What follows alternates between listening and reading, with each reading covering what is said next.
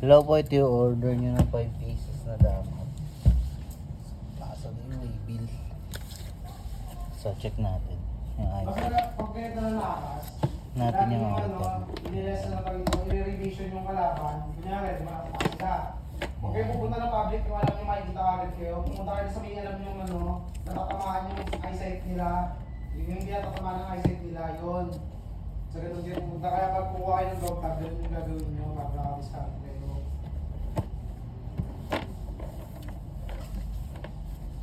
Okay naman. So, saan ba yung way bill? Okay, nakita ko yung way bill. Yung 5 pieces ko. Nandiyo na, video na ako eh.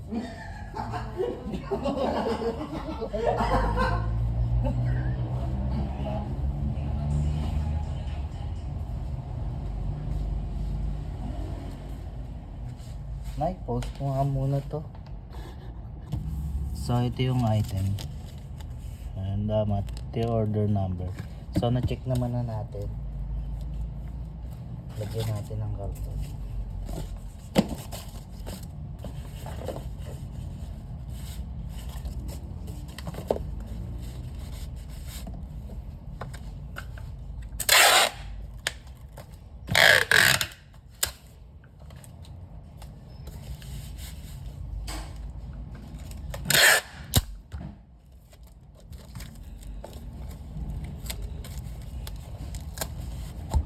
Ito naman sa kabila.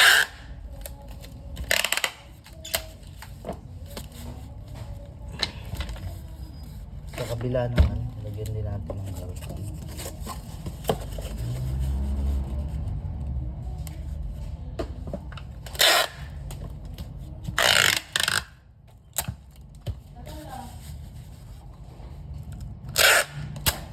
Wala na, na-scam na. Hindi ba lang i-scam yan? Hindi scammer yan. Matagal na ako Saan nakakuha ng CP yan? yung mga ganyan talaga.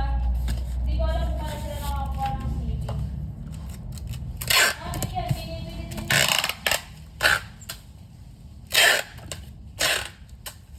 Ano yan? Kino-connect nila sa ano yan, sa crypto. Yan? Sa crypto. Crypto? Oo, sa crypto yung mga yan. Kasi sa crypto bumababa palitan eh. Tapos binibenta nila syempre. Mga ganyan business. Ang ganda rin yan eh. Paldo-paldo. Wala, ang daming game na yan. Hindi lang naman COD yung tinatakot nila. Marami eh. Genshin.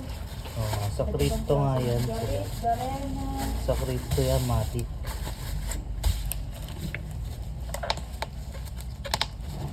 Doon din nag-ano si Box eh. Nag-i-invest. Yung palitan. Yung Itatap up nila sa mas mura na bansa. I-exchange nila.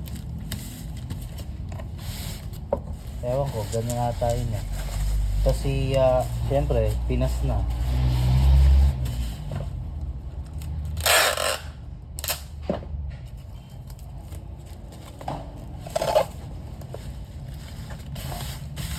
Ayan, doble natin.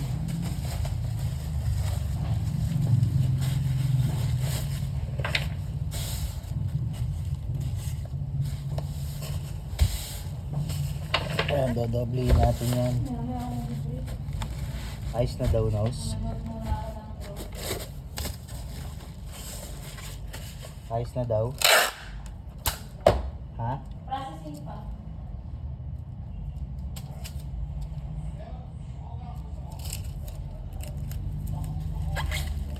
Wala po nyo yun. Nagpapaso ka na. Pizza sa puwet. Sa pupasokin.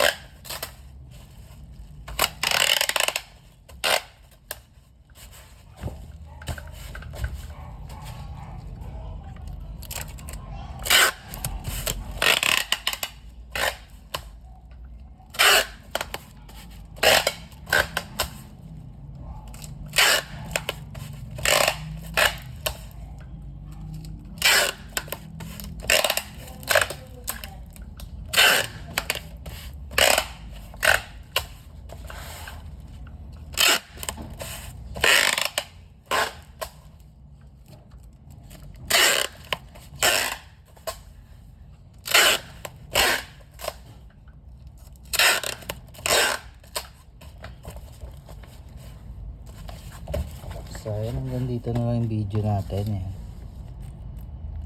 Papragel na lang natin siya.